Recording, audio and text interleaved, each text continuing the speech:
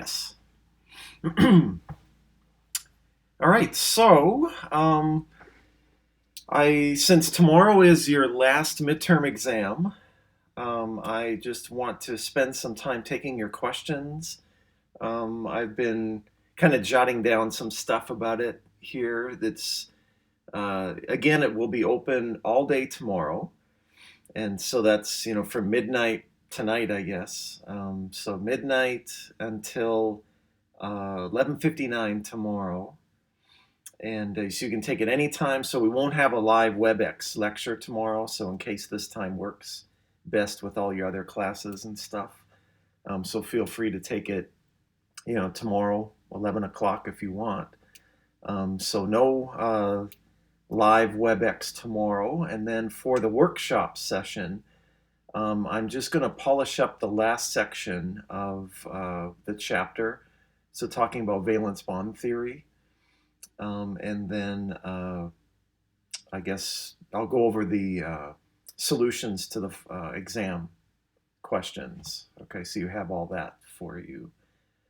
All right, so I guess as the last exam, you'll have to use Lockdown Browser again. So hopefully that works for everybody. I increased the time, so last time there's a suggestion to go from 1.5 hours to 2, so I gave you a full 2 hours for it. You shouldn't need that much time, but it's there in case you need it. With lockdown, remember that you have to keep going on the exam. You can't, save it and then come back to it later. So, make sure you have a block of time that's available. You can use any type of calculator.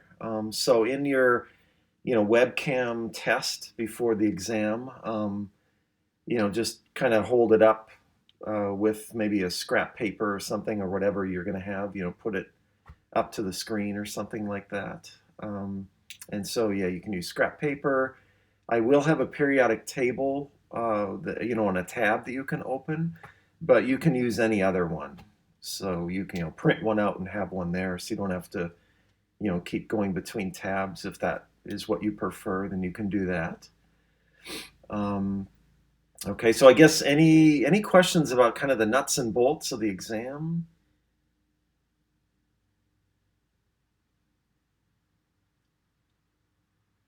Okay, before we get into kind of the topics that are covered. Okay, and again, I think I went through this last week, but just to, refresh your minds here. The topics, so electronic configurations is a big one, and so you'll have to know that for atoms and ions. And so, for instance, I guess the difficult maybe ions are the transition metal ions. So let's do maybe a couple of both. So let's do what would the electronic configuration be for? I don't know. Let's do N3 minus. Whoops, and you can't see that. Let me turn off my video. There we go. Okay, so the electronic configuration of N3 minus. Okay, so that means that you will be adding 3 electrons to nitrogen, right? And so that's going to be, if you want to do it from scratch, that's going to be, 1s2, 2s2, 2p6. Okay, or you could just say it's neons configuration. Okay, so it's this, and then you're adding 3 electrons to get to neon. Okay, so, I think those are pretty easy, for these ones. Na plus is the same thing as neon. Okay, potassium plus is the same as argon, etc. Okay, but the transition metals are sometimes tricky. And so let's see. I'll let you think about this one. What is the electronic configuration of, um, let's say, cobalt 3 plus?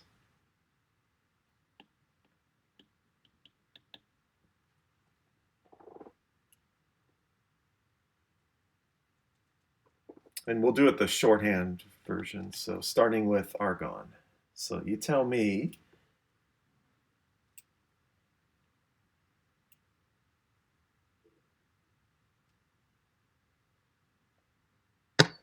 Would it be 4s1 3d5?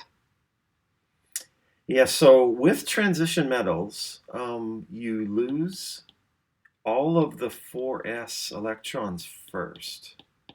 Okay, so what I suggest is to do the configuration just for cobalt itself. Okay, so that would be argon 4s2 3d. What is that? 1 2 3 4 5, so 7. Okay, so that's for just neutral cobalt. And then if we're going to lose 3 electrons, then these ones go first, and then you start taking away from the Ds. Okay, so then that's going to be really just argon 3d6. Okay, so does that make sense?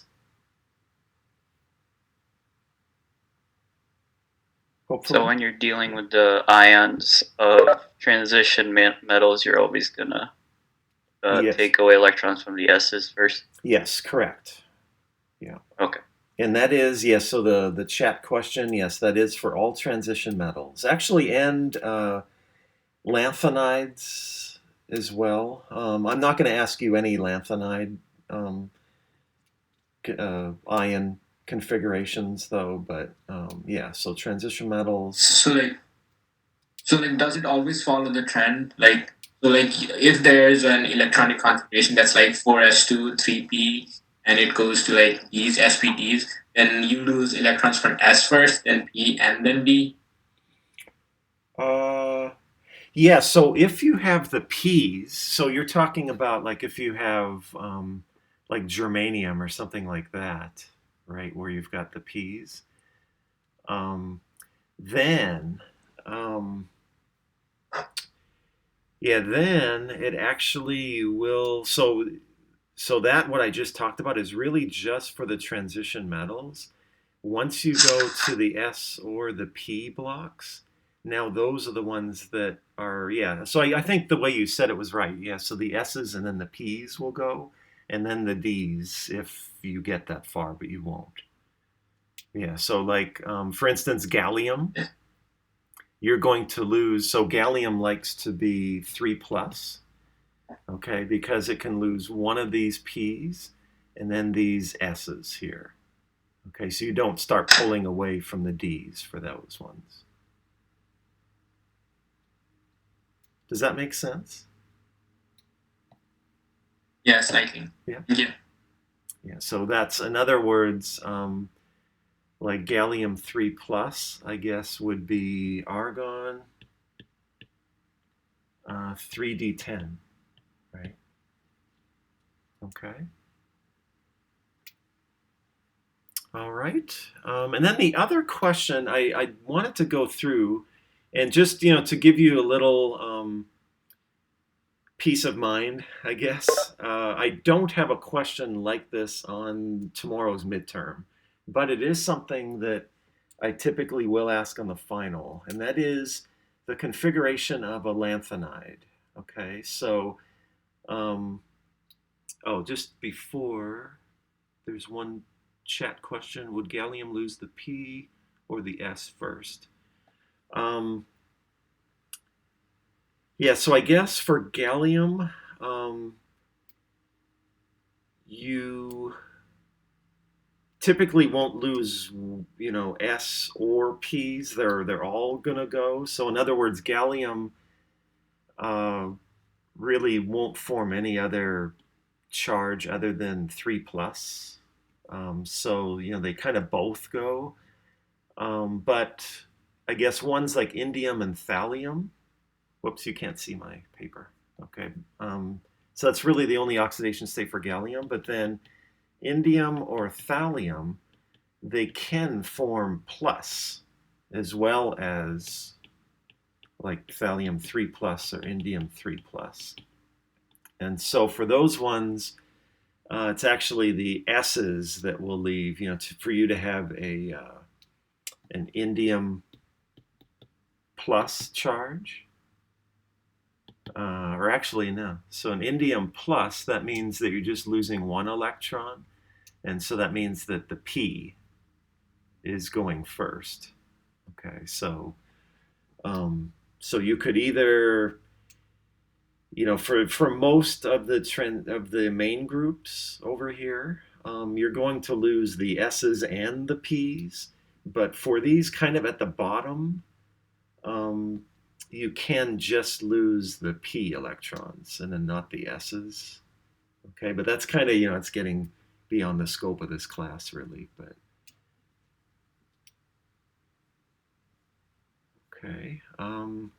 okay, so the exception. Oh yeah, so the exceptions again. Yeah, let me talk about those too. The exceptions are, and let me move this.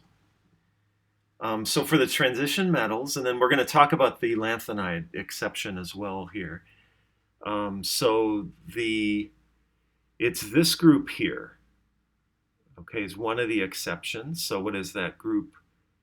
1, 2, 3, 4, 5. So it's group 6. Okay, so this one you would expect it to be like an S2 3D 1, 2, 3, 4. Okay, so for instance, so chromium, molybdenum, and tungsten, you would think that it would be a something S2, oops, and then a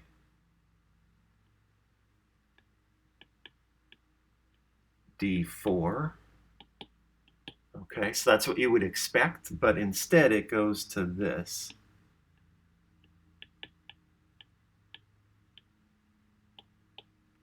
Okay, so for instance, chromium is 4s1 3d5. Okay, and the reason for that is because you've got 5 d orbitals, and then that way they're all half filled. Okay, and so that's one of the exceptions. And then the other one is this one, so group 11. And so just remember, show me the money here, right? So the coinage metals, copper, silver, gold. Okay, so those ones, you would expect it. So that's what is copper, silver, gold.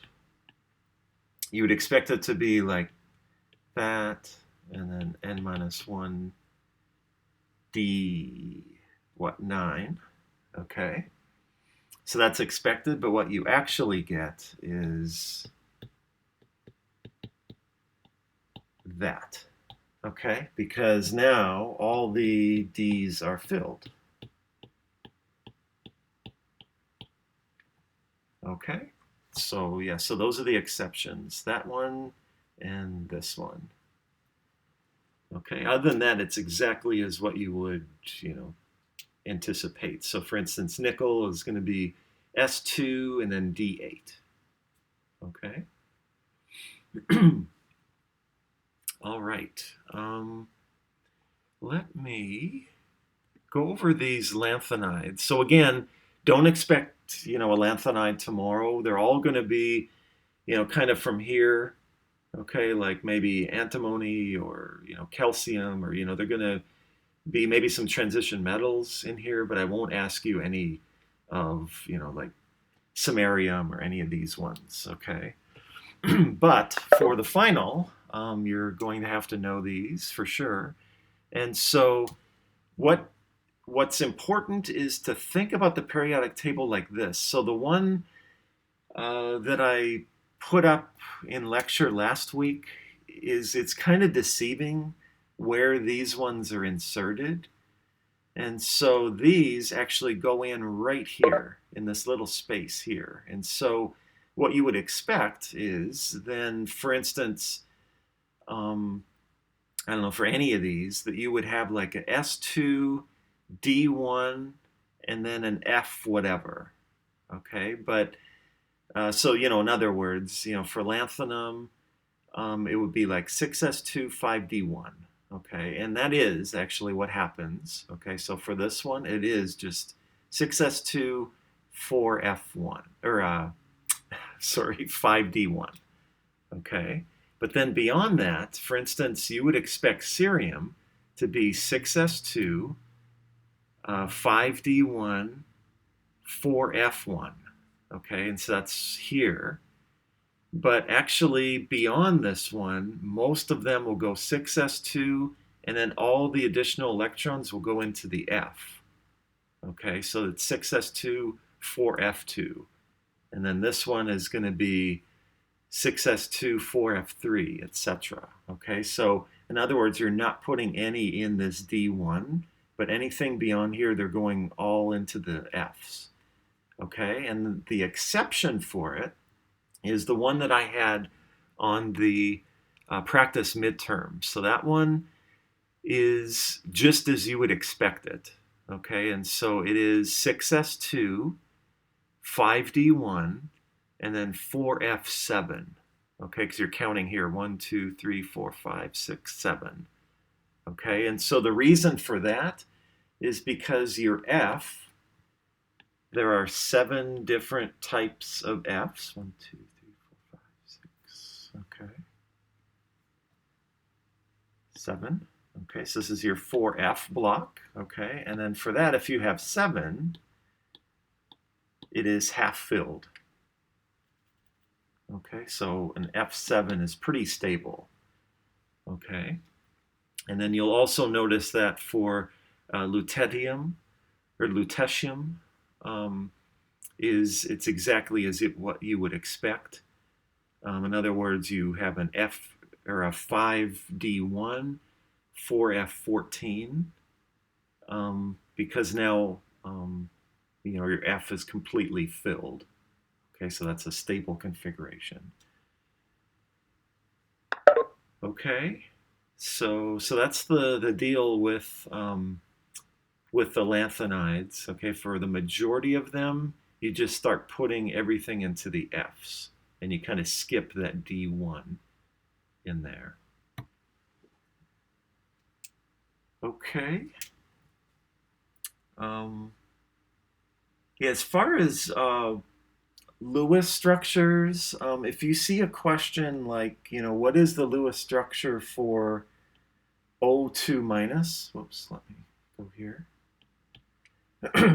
Okay, so most of the Lewis structures we looked at were actually molecules, right? But you could get one of just an ion, or just, what's the Lewis structure for nitrogen? You just literally take how many valence electrons? So for nitrogen, you have 1, 2, 3, 4, 5 valence electrons. So you just put 5 dots around it. Okay, so somehow, it doesn't matter where the dots go, really. So something like that, okay, is the Lewis dot structure, the Lewis structure for nitrogen.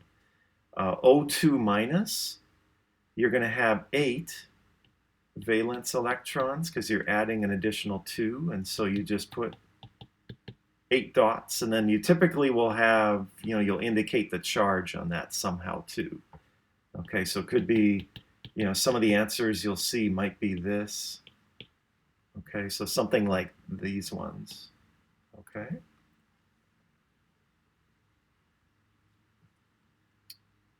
All right, so any other questions about resonance or these energy calculations? I will give you all of the equations as well as the constants for these as well. So you're not going to have to remember, E is equal to H nu, or E is equal to HC over lambda. Okay, those will be given for you. And I'll also give you H too. Joule seconds. Okay, and I'll give you the speed of light as well. So 3 times 10 to the 8th meters per second. Okay.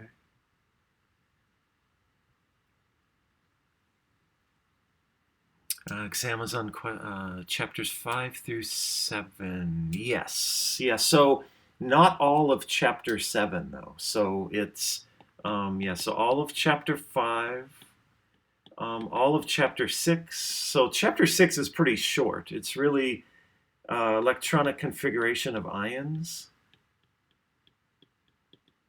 and then all of your periodic trends. So like ionization energy, sizes, electron affinity, all of that is in chapter 6. And then just really half of chapter 7. So in other words, just Lewis structures is on tomorrow, not shapes. Okay, so yeah, the only time you're gonna have questions on shapes of molecules is on the final. Yeah.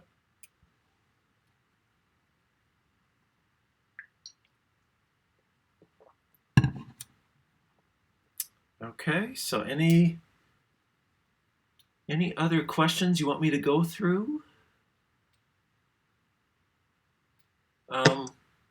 What was electron configuration again? Yeah, so electronic configurations is just really, doing the shorthand notation where you have that, whatever, S2, blah, blah.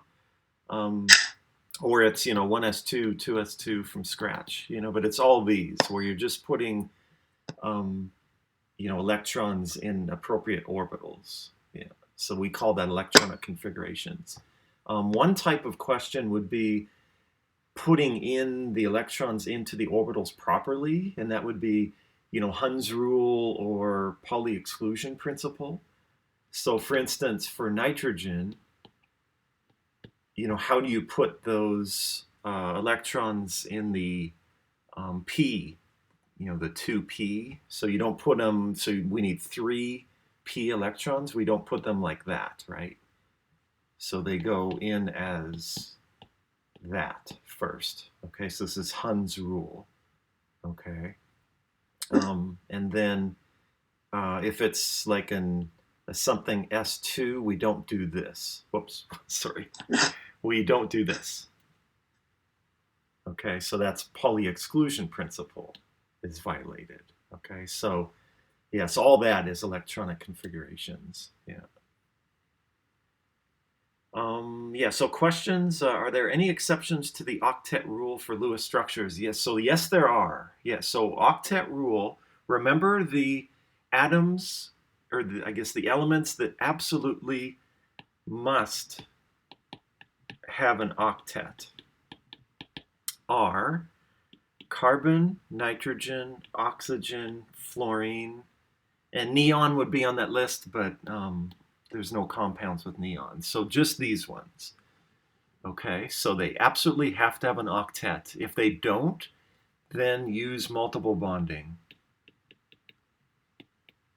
Okay, so those are things like, remember, we saw that with carbon dioxide, etc. Okay.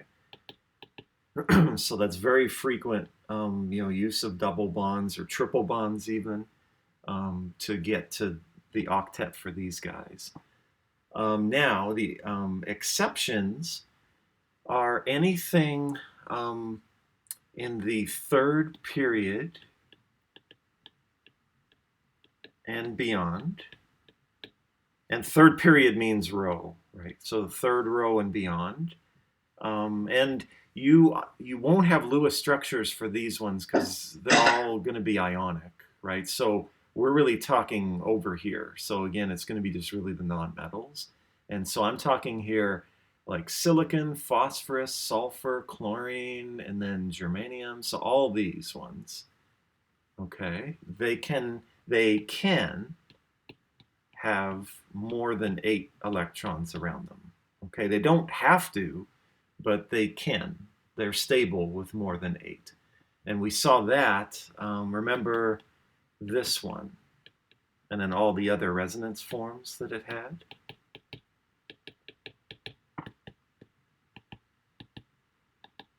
Right? So this, if you look at that sulfur, it's surrounded by 1, 2, 3, 4, 5, 6, 7, 8, 9, 10. So 12 electrons.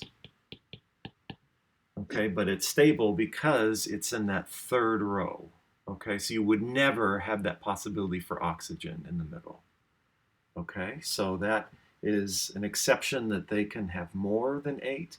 And then really the only ones that will have less than 8 is the group 13s. Okay, so things like boron, aluminum, gallium, indium. Okay, and the only group 2 is beryllium. Okay, so anything beyond that, magnesium would also, but it would form ionic compounds, so it's not going to be covalently bonded, so we don't even draw Lewis structures for those. So it's really the ones that can have less than an octet is beryllium, and then any of this group. So group 13. Okay.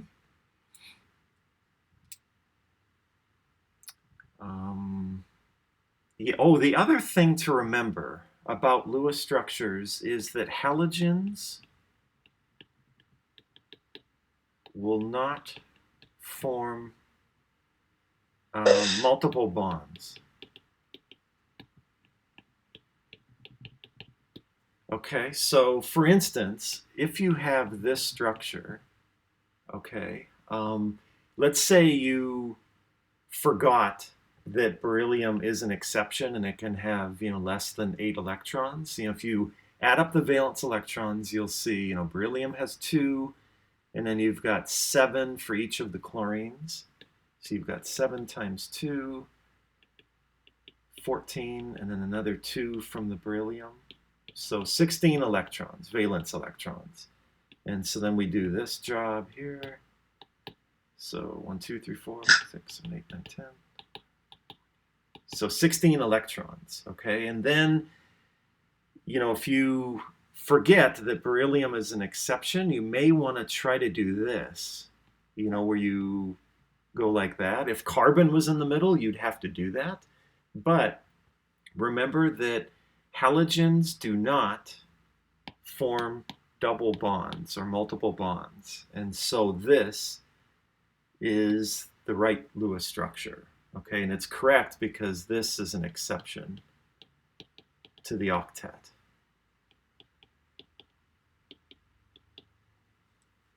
Okay, so if you get tempted anywhere in any structure to draw double bonds somehow between between an oxygen and chlorine or something like that, to get octets or whatever, do not do it. Okay, keep it as single bonds. Okay. So go over another Lewis structure with 2 different elements. Okay. So you mean like with a resonance maybe or something like that? So how about like NO2? Okay. I think I might have done that in a workshop class. I'm not sure. But as an example of like a resonance structure, so you add up the valence electrons. So nitrogen is 5, oxygen has 6, and you have 2 of them. So you've got so 12. Yeah, this one, let's do this so it's easier. So NO2 plus 17. Yeah, so it's an odd number. I'm not going to ask odd ones on this exam, so let's keep it to an even number. Yeah, so this one, you have 12, and then another 5 for the nitrogen, so that's 17. Then you're going to now take away, so that's 16 valence electrons. That makes it easier. Okay, so then you just put that. So 1, 2, 3, 4, 5, 6, 7, 8, 9, 10, 15, 16. Okay, so now this is one where you would look to see if it has an octet or not. Okay, and so nitrogen is one that has to have an octet. And really the only exception for that is if you have an odd number. Okay, so the NO2 structure, you're going to have like a single dot there. Okay, so in other words, that would be, for NO2 just by itself. Okay. But for NO2 plus, so you have this, but this needs an octet. So that's where you move these electrons to there, and then you can do it again on this side. Okay, and I guess that's it. Okay, I guess this one, I drew it as bent, but it actually isn't, right? Because you don't have any lone pairs in the central nitrogen, so it's really just that one. Okay, again, shapes won't be there tomorrow, but okay, so that's the Lewis structure for NO2 plus. Okay.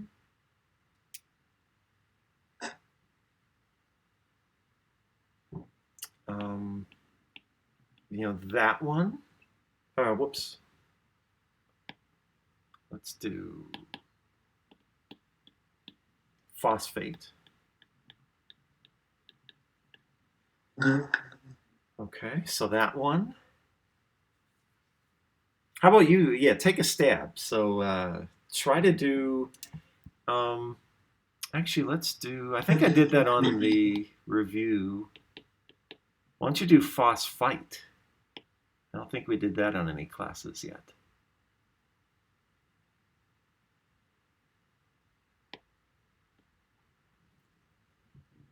Yeah, so take a stab at this one. Take a few minutes here.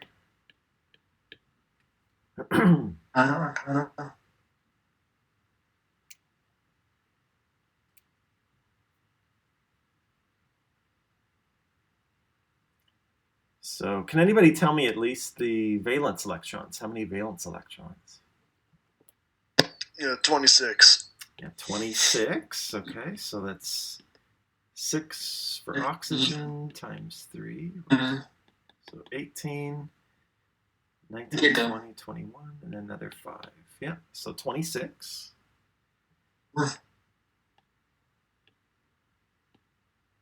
So you do 1, 2, 3, 4, 5, 6.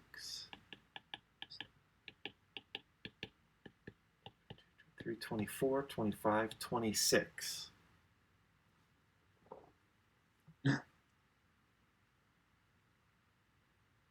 Okay, so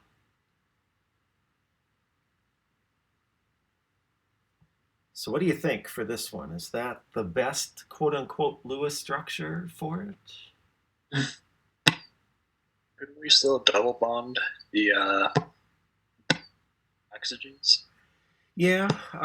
So this one, if you look for formal charges, what you'd find is that this phosphorus would have a formal charge of 5 minus 3 bonds and then 2 dots. So that's a 0.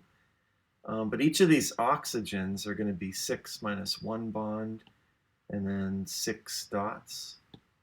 So they're each going to be a minus charge. Okay, and so you could do, and phosphorus is down here, so it could have more than 8 electrons in it. So you could do one like this. Let's see if this makes any better sense here.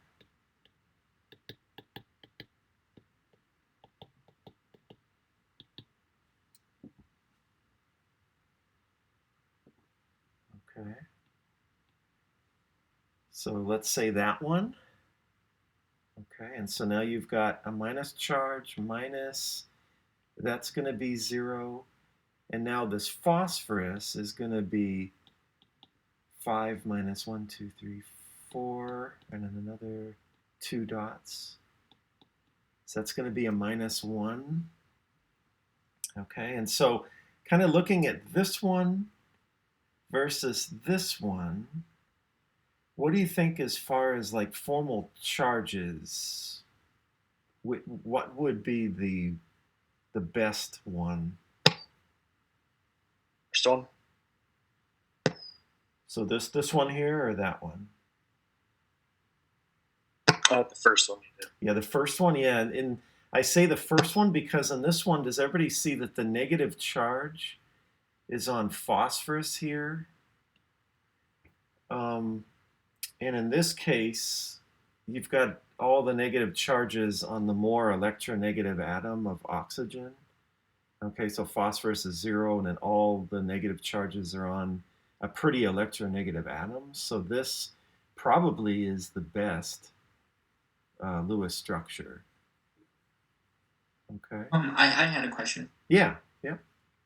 So, like, when you shifted the two electrons from the oxygen to form the double bond, Mm-hmm. I'm just curious why the 2 electrons from phosphorus didn't go on to form the double bond instead of the 2 electrons from phosphorus. Yeah. So if we were to do that, yeah, let's see. So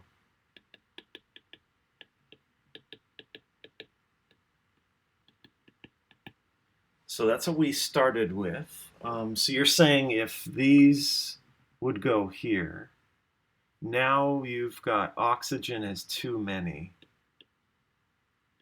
right? So oxygen can't have more than 8 electrons around it, right? And so That makes sense. yeah.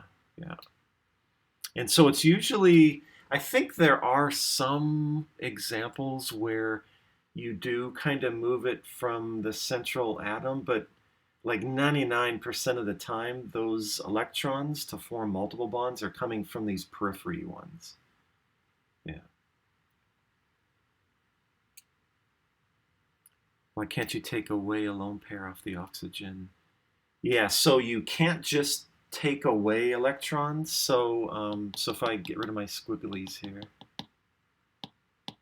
there. Okay, so if we started with this, I can't, for instance, I can't move the electrons here and then take 2 electrons off because that has fewer total electrons, right? The only thing we can do is move electrons, from, here to here. Okay, when you start taking these off, now that would be, you're changing the charge of it, right? So that would now move from like a PO3 3 minus, that would be like a 5 minus or something like that. Okay, so you can't just take lone pairs away. You just have to kind of move electrons, from here to there or there to there, which that one didn't make sense, but yeah, from there to there, it's typical.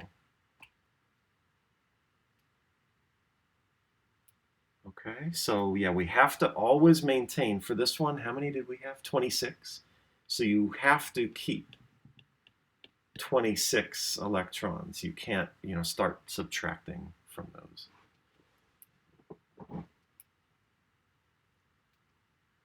Okay, very, very good questions, by the way.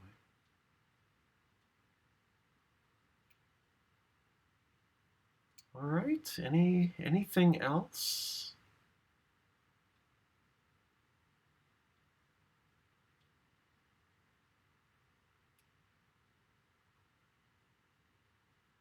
Yeah, I guess the other thing, just maybe for definition to be, just to remember, is covalent. So covalent bonding. So that's between 2 nonmetals, whereas ionic is you've got a metal and nonmetal. Okay, and so increasing ionic character in a bond means that you are getting farther away from one another on the periodic table. So for instance, if we're looking at, which has the most ionic character, and your options would be that or that, which do you think? So increasing ionic character.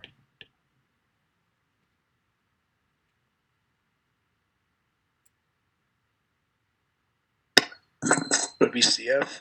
Yep, exactly. Yeah. So this has the difference. So the difference in electronegativity is bigger. So therefore, it's moving toward more ionic character, even though it still is covalent. But as you move farther away from each other, then it's becoming more ionic. Okay.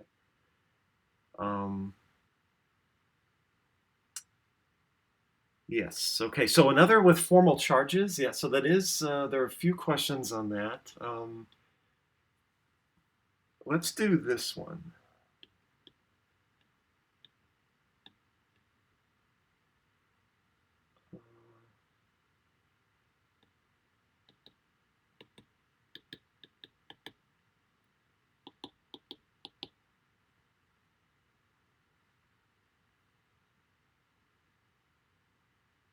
Yeah, so let's say this, for this resonance form, it's not the best resonance structure,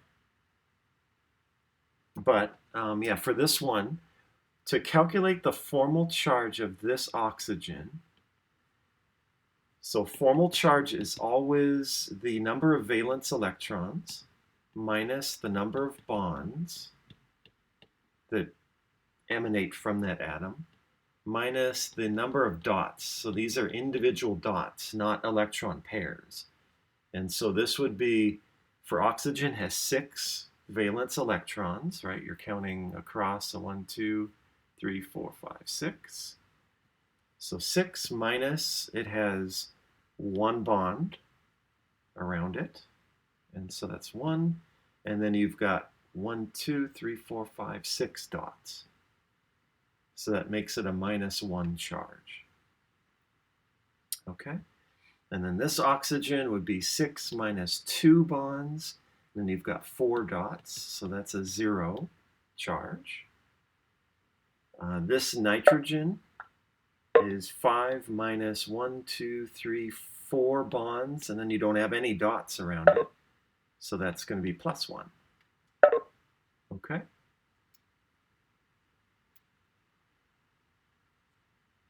All right, so yeah, so formal charges are for individual atoms in a particular structure. Yeah.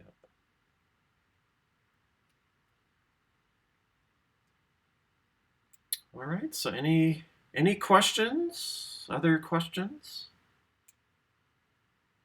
Yeah, resonance forms, again, are just moving the double bonds around. So for that one, probably, the best Lewis structures would be ones like this. So this is NO3 minus, okay? And the minus charge will be on the singly bonded oxygen. And so if that is one Lewis or one resonance form, then you're going to have like this one.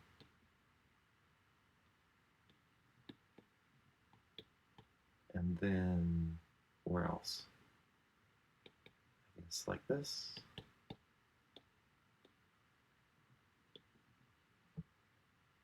All right, is that, I guess that's it, right?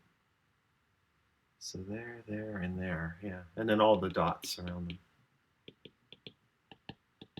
Okay, so nitrate would have 3 resonance forms. Okay.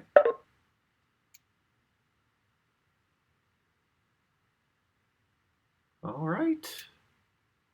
Well, if there are no other questions, I will sign off. I have a question. Last week's Chem 101 question. Are we supposed to complete the questions today? Oh, yeah, about the Chem 101s. I'll try to open them up again so you can, try them, to help practice for the exam as well. I'll put those back up, and so they'll be available for like the next couple hours, I think. But yeah, if you miss some Chem 101s and everything, don't worry because as long as you have 50% participation at the end of the semester, at least that, you'll get the full participation points. So I'm going to be really, really flexible, even if you're close to 50%. But yeah, I will, as soon as we get off here, I will put those Chem 101s back on for you. Yeah. All right. Well, enjoy the rest of your day, everybody, and good luck on the exam tomorrow.